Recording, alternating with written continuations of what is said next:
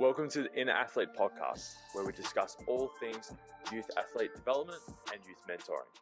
I want to talk about the technology. Now, I think what I've noticed in terms of the S&C worlds between the US and Australia, Australia seems to be somewhat ahead when it comes to research, but the US in terms of equipment, technology, they seem to be a bit more of the forefront than anything else. A lot of the companies, like whether it's like training apps, force decks, speed gates, velocity, like camera, a lot of the camera technology, you got camera technology in racks now, which tracks all the reps. The technology is kind of crazy when it's coming out of the US, and it is filtering down into Australia more and more.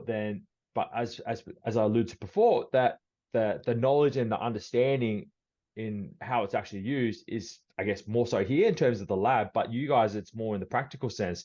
So how do you go about like utilizing, what technology do you have available? And then how do you mentioned before, like how do you really utilize it to kind of get a better understanding for your athletes? Because I'll say, for example, so we work with Melbourne Swimming Club, so the second biggest club in the state of Victoria. They did really well at states, and they use a lot of like film to analyze technique. They use like heart rate sensors to monitor training load. They might be doing some aerobic power work, so we want to make sure we're tracking the heart rates. And then obviously we use Bridge Athletic as our training platform as well, and we have all this technology we're utilizing. So how do you go to actually better educate the athletes, moving forward, to be like, well, this is why we're implementing this arm care program, or this is why we're doing this mobility work, or do you have more capacity, or is your pitching speed improving, or your hitting power is improved? How do you utilize technology to kind of reinforce the message that the S&C is working, that enables them to continue on to, I guess, put their faith and trust into you? Sure. Yeah. So it really comes down to, and I remember interviewing for the job, but a very heavy emphasis on like the interdisciplinary setting, to where everybody, kind of like regardless of what your job is, if you will, like if you are dealing with a player, it's just making sure that we're all doing a very good job of like communicating with each other. And at the end of the day, it kind of comes down to how we assess and quantify our players. And what I mean by that is like, from a strength and conditioning department, like what do we categorize as good strength and bad strength? Like that's just an example, but having some type of standard being there. And it's no different for any other department. It's like we have all of those different kind of categories that we're looking to kind of assess and grade. And then from there kind of filters into this player plan.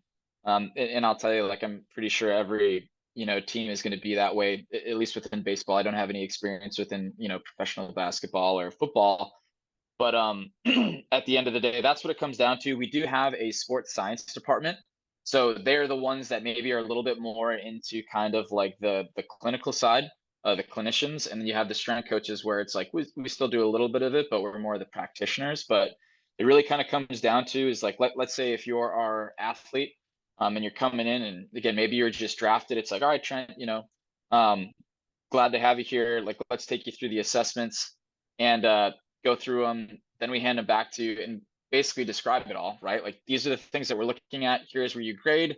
Now that we have that, here's how we're going to go ahead and how we're going to improve upon them. And oh, by the way, we have pitching or hitting, defense. We have all the coaches in there. They're telling you what you need to work on as well too. So again, it's like, let's bring all of this stuff together and bring it to the athlete. But then at the same time, it's like in season, when I'm with the affiliate staff, it's like we're constantly talking about that stuff. We'll do like daily meetings, where it's like the manager brings everybody in. It's, hey, this is what we're doing for the day.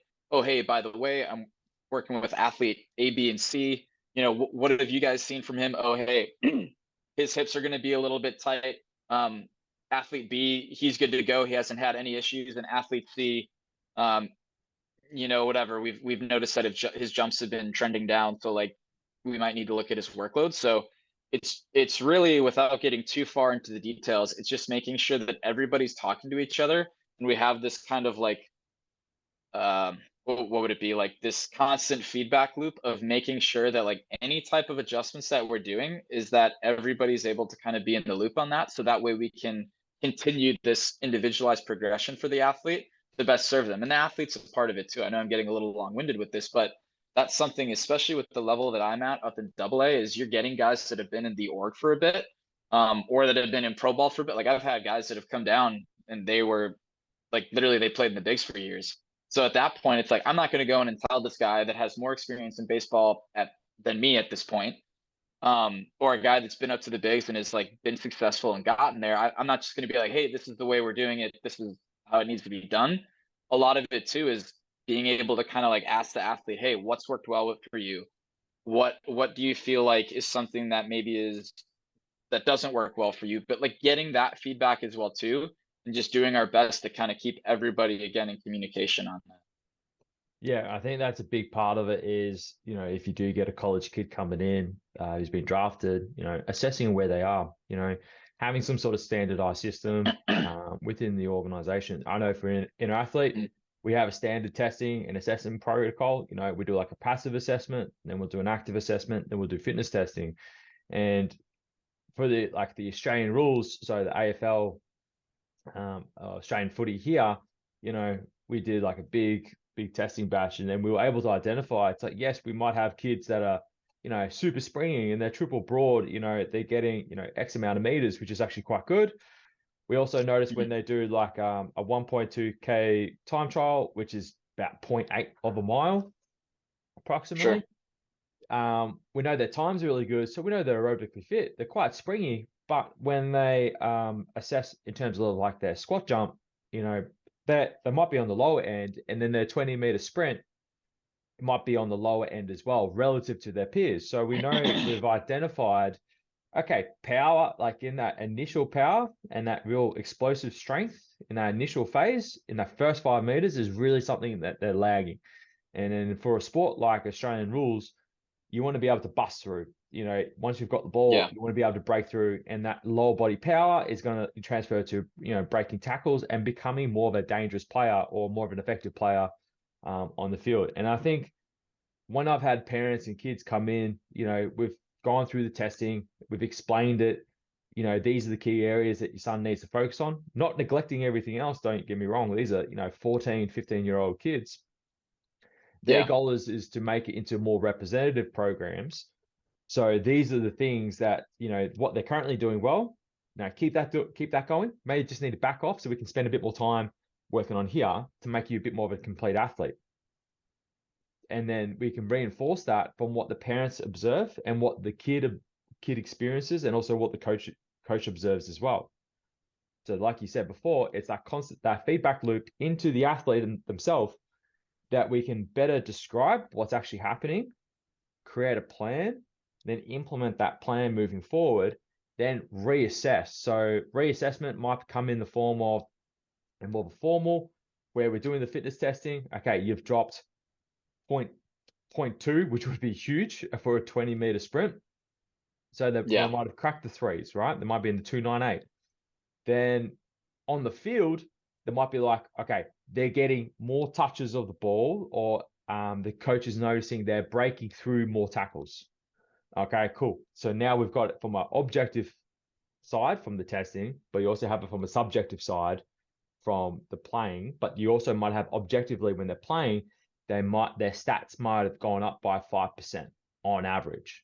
So then you have like this all-encompassing feedback loop that this athlete is improving overall, that the thing that you've implemented has helped to improve the athlete in what they're doing, which is obviously their sport. So I think that's probably the one thing that I think is, I guess, missing in Australia more so, and this is across all sports. I think if you identify their strengths and weaknesses, combine it with what the coach sees, combine it with the player experiences, even with the parent and what they see as well, and maybe combine it with a bit of film footage to kind of further reinforce the point. Then later on down the track, reassess it, whether it's in a formal setting for fitness testing or informal with more of the sport. Then the stats should improve. Then we know we're on the right track. then they're probably going to get more of a look in with, representative programs or scouts or whatever it may be. Yeah, I agree. Cool. You stumped for words, mate. That's because it's all like I agree. I mean, it's biased though, because I mean, granted, it's not like we're talking all the time on stuff, but I feel like again, every time that we talk, dude, and this is why we like meshed and worked so well together back in Wisconsin, is just because like very, very like-minded on kind of like our coaching philosophy and how we go about it. And I think it also speaks to kind of like what they're churning out up there in Wisconsin with Kevin, because I've worked with him for a while. But I mean, same thing to like all your studies that you had in Australia. It's like that's but I don't want to sound like egotistical with it, but it's like that's it. Like that's it right there. It's if we can make sure that we have systems like that in place, it's it's really just supporting an environment that it's really self-growth, right?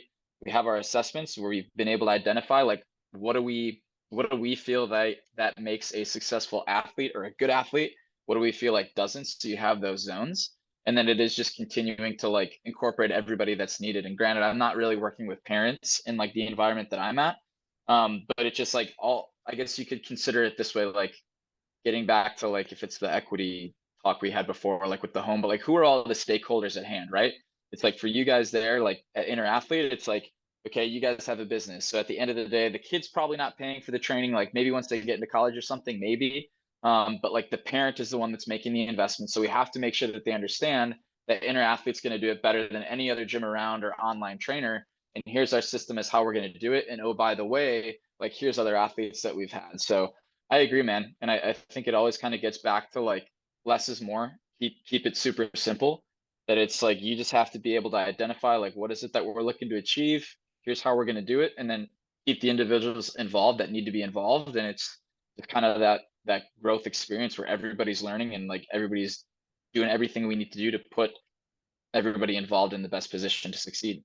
Yeah, identifying those individual needs, I reckon, is probably the key part that doesn't get hit enough, Yeah. because there's a lot of general programs out there which they're fine to a point, but sometimes they tend to miss, I guess, the glaring thing that might Yeah. be an issue for the kid. But I want to Yeah. kind of bring it home now. My little baseball reference right there. What are some key resources? So, I guess from an athlete's perspective or even a parent's perspective, what are some key resources or anything you would suggest? It might be, following coaches online or any blogs or anything like that. What are some key areas that you think that would be really helpful to, in the baseball world, I guess, for parents to become more educated in this area, or even athletes? Yeah, that's a really good question. And I'm probably going to speak to more of like my experience of how I kind of have looked at like professional development in that, because even though like I'm not necessarily the parent like looking to get my kid into training, I am that coach that's kind of out there looking and kind of going through the filtering, because I will say like you look on the internet nowadays and it's really like anybody and everybody is putting their opinion out there on stuff. So I haven't looked at a ton of stuff lately. But like the big governing bodies that I really value, like the National Strength and Conditioning Association, based here in the US. I've been going there the past couple of years. This is actually the first year I haven't gone since probably like COVID, they did it online. Maybe they didn't do it, but like basically the past like 5 years that they've had it, I've been able to go there. And what I really like about the content that they put out is like it is such a wide spectrum of practitioners. Like you're getting strength coaches, you're getting physical therapy, like you're getting everybody that is going to be out there working with the athlete. Like they're presenting on things or at least giving content back to the community. So um, that would be a really good resource to go to and just start looking at their website and seeing what are coaches posting out there, what are the tidbits, what are the resources that they're recommending, because there's a like that's essentially where especially like here in the US, I mean honestly like within all of strength and conditioning, they might be like the biggest one out there. I know there's the Collegiate Strength and Conditioning Coaches Association, that's more like football, but NSCA, National Strength and Conditioning Association, really great resource. Um, and then I'm trying to think like Eric Cressy, he's really big in baseball. He actually technically consults it's like a hybrid, but like consults but works for the Yankees. He has some really great stuff out there. And I'm trying to think of some other ones, but I mean, I guess that's what I'd recommend for right now. Because again, like last year's conference that I went to, it was here in Charlotte, North Carolina. And what I really, really enjoyed was again hearing more of some of these individuals that were in the collegiate setting that were kind of conducting a lot of this research. And I should be remembering this stuff now, but I can't remember exactly like the specific universities, but there was some really great stuff on like how like overlaying like heart rate response to again like throwing metrics or like rotation metrics, Hmm. how that can kind of give you like the probably best picture of what does workload look like for an athlete versus if you were just to look at one again, like let's say in the instance of like baseball or maybe even football, basketball, whatever, is like if you're just looking at like accelerations, decelerations, or if you're looking at rotations, but you're not seeing a heart rate response with it as well, it's like, you know, you could be missing a big piece, like no different than if we just didn't consider like any fleet metrics for athletes. It's like, that's kind of a big deal because if we're going and we're crushing a guy between practice, lifting, conditioning, and all that stuff, and maybe they're staying up late and they're playing video games or they're only sleeping for like 5 hours, like we know that's going to have a big detriment on performance. So again, I'm getting a little long-winded on it, but I would say is if you can kind of go to again NSCA or look at like if it's I'm trying to think of like what the Google Scholar search would look like, but try and find some of the people out there doing research on this, or even if it is, I really liked a lot of the presentations that were on force plates built into the mound or any type of biomechanics research coming out in baseball, because that is a big thing now. We're getting a lot of teams that are getting these pitching labs and hitting labs where again, it's like you've got the cameras, you got the skeletal makeup. Again, it's like in the 3D like motion capture. But you've got that, you've got the video, you've got the force plates that are in the ground. It's like it's still kind of at a stage of figuring out like how does all that stuff tie together. But Hmm. it's so much more available now than what it was before, and teams are really starting to get a pretty good grasp on that. Like that's the stuff that I'm interested in because I feel like at the end of the day, sports specificity is really important. Like how is an athlete going to be able to get better at whatever sport they're playing is like play that sport.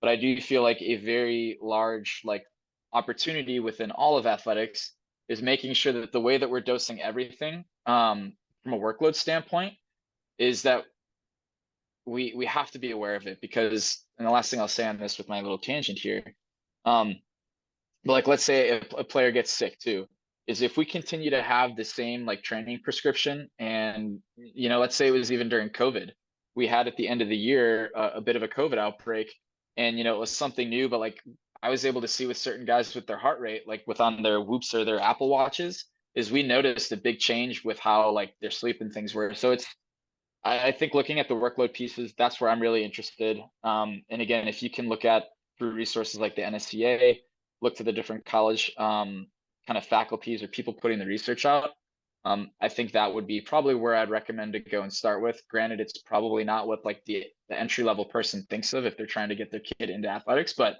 that's just for me kind of being around it and my personal interest. Yeah, I think that's definitely more like the higher level stuff. I think the Yeah. easy, I think the low hanging fruit for a lot of parents would be Eric Cressy. I have recommended, a few parents actually jump on that, especially because we do have a Mm-hmm. baseball kid with us. That Eric Cressy really is kind of like, I guess, the baseball guy. That's really Yeah. what he's known as over in the US. Yes, he has a tennis background, used to work with high level tennis players as well, but his arm and shoulder care routines seem to be at the forefront, and a lot of people do, Mm-hmm. I guess, imitate a lot of his stuff as well, or take on board what he Mm-hmm. teaches and preaches. And that would be the obvious point. The NSEA, yeah, to a point, I think what would be great moving forward, just having more individuals like Eric Cressy, putting out content that is relative to relative to baseball. We're getting a lot more. There's a female strength coach. I can't remember. She's also a pitching coach as well. I think she's with the Yankees as well. Um, Sure. I think she was Rachel. maybe a hitting coach, but yeah, I forget her last name. I think she's a manager now, if I'm thinking of the right Yeah. one. So I I think, should know it. yeah. So she just built up through knowledge and working with athletes and making them successful from what she had learned and acquired. And I think, like I said, with parents and even just with athletes as well, is probably even just listening to other baseball guys, or if it's your sport, listening to them in terms of, what's helped them become successful as well, whether it is, listening to the dietitian, about putting on weight, whether it's, listening to your strength coach, they're there to get you physically more prepared. I think it's just kind of like understanding where your gap may be, or maybe just follow the athlete that you like and see what podcasts they've done, and have they answered questions in regards to that as well, because I think that's where a lot of people need to start. Then they can go down the rabbit hole of going down to specific areas as well. I know we've done that, listening to certain podcasts. We've had, at Wisconsin, we get guest speakers come down for professional development sessions as well, which creates like that starting point of, going down that rabbit hole. If it is, Tim Shamel, Oh yeah, yeah, Suckamel. yeah.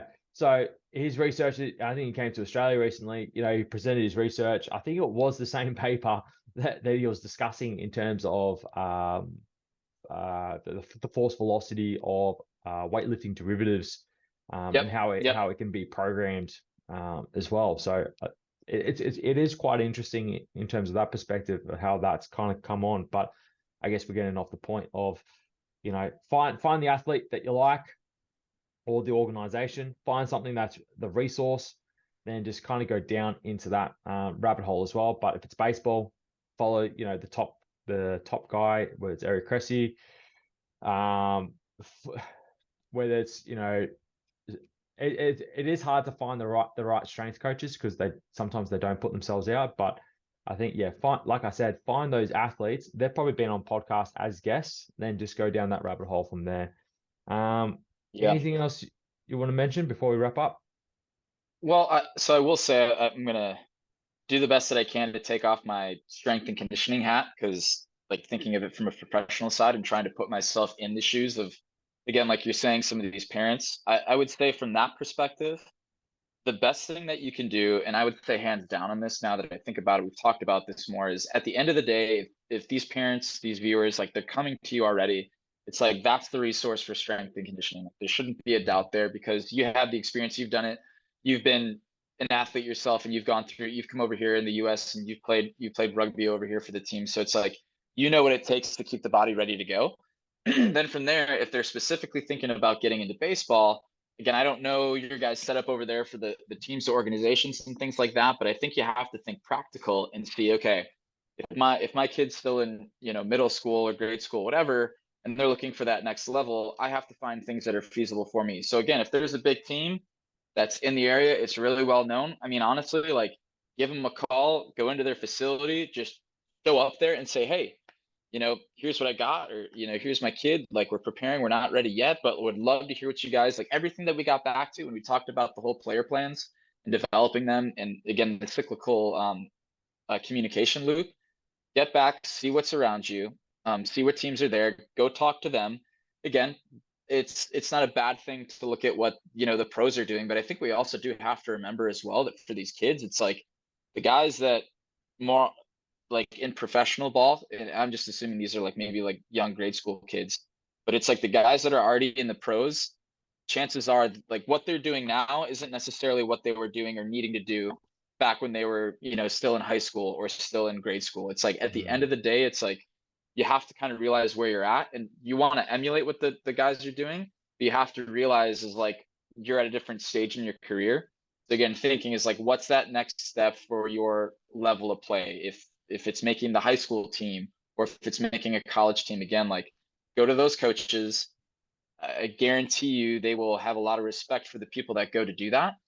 Because I personally don't think a lot of people probably do that. And I think that's going to throw them off to have somebody come in there and say, hey, look, like I really value your program. I'd love for my kid to come play for you, or to have the opportunity. What can I start doing now to make sure that puts them in a great spot? And oh, by the way, I'm working with Trent over at InterAthlete. I already have a strength coach, whatever opportunities that you have there for training. It's like, I've already got that covered. I think that'll honestly go a really long way. And that's what I would personally be doing myself if I was in, those shoes. Yeah, I'll leave this with the last point. You made a really good point on how what they're doing now they weren't doing early in their career. So a lot of what young athletes do is they try and emulate what are the professionals doing in terms of selecting and nitpicking certain exercises that might look cool and sexy. Like Instagram, YouTube does feed into that. Instagram lacks the context of doing specific drills and exercises. I think track and field is kind of like, there are cool drills in track and field, but the problem is though, is that a lot of the athletes haven't developed that foundational base in order to best execute it and extract the value of what that drill is trying to provide, rather than just be like, oh, that looks cool. My favorite athlete does that, but without understanding the context of why they're doing that drill. Yeah, exactly. It's like, whatever, let's use the example, like, let's say basketball, like, oh, like LeBron James does this. It's like, dude, LeBron James has been playing basketball for so long, and with where he's at in his career, like, he's already made it. It's the amount of times that you hear that where it's like, oh, like, check out this exercise, so and so does it. It's like, that's fine, that's cool, but the amount of athleticism and physical development that athlete has done, like, prior to you, like, that's why they can do it, and that's cool to be amazed by it and aspire to that. But like, if that's your reason for why you're doing something is because so and so does it, it's like, I would at least hope that the individual that's looking at that again, you've gone through this process that we've talked about. Have you been evaluated? Have you been assessed? Have you been basically cleared or told that, hey, that is a good variation for you? Because again, at the end of the day, like, we can't get too far ahead of ourselves. It's, you got to be in kind of the here and the now. Like, what have your coaches told you that you need to work on? So anyways, I don't want to go too far into that, but I totally agree. It's like, what do you need right now? Put you in the best position for the long term, because that's what we're talking about. It's like long-term athletic development. Yeah, and have you been evaluated for that exercise to be prescribed for you? Like I working with a lot of swimmers. They have swimmers tend to have lower back, hip, and shoulder issues. Am I going to get them to do any back squats? No. The risk is not worth the reward for that. So anterior loaded work is going to be, I guess, the go-to thing for them. So it's really come back down to that evaluation of where they're at versus then see whether or not it actually fits within the actual puzzle of the athlete and you're trying to solve. And if it doesn't, you got to put another piece in that actually will fit for the time being. Eventually that piece won't fit, then you can substitute it for something else that's actually going to provide the value and the return that you're looking for. Yeah. Done. Cool. I appreciate your time, Casey. It's been great chatting. It's almost been an hour for this podcast. Yeah. So we will break it up into 2 chunks for this one, just making for more digestible listening. Other than that, we'll catch up soon. Then everyone else, all the best. Hopefully you've extracted as much as you can, or just even one thing that you can take home from this. Casey is a very good friend of mine. We've known each other since 2017, as you mentioned before. Former housemate, former interns together over at Wisconsin, worked with a lot of their programs, a lot of their athletes, a lot of the other coaches, a lot of the other interns. And then it's great to see, Casey really flourish in the baseball world. Then eventually we're trying and get him down here for a summer. Yes. Unfortunately, our summers are terrible at the moment. So we've had like 5 storms in 2 weeks, like really bad supercell storms. Oh, geez, really? And so again, that'd be like the equivalent of like hurricanes or tropical storms, because this is summer for you right now, right? Kind of like more of a tropical storm, because it's never muggy. It's never really humid, and it's been very humid in the last couple of weeks. That's not nice then. No, it's not as bad as like Queensland, which is even worse. Like they've had some really bad storms. But anyways, we'll wrap it up on a good note. For everyone, all the best. Hopefully you take something out of this, and I'll see everyone on the next podcast. You have just listened to the Inner Athlete podcast. Be sure to subscribe to stay up to date with the release of weekly episodes. Be sure to follow us on Facebook and Instagram to get great tips on all things youth athlete development and youth mentoring.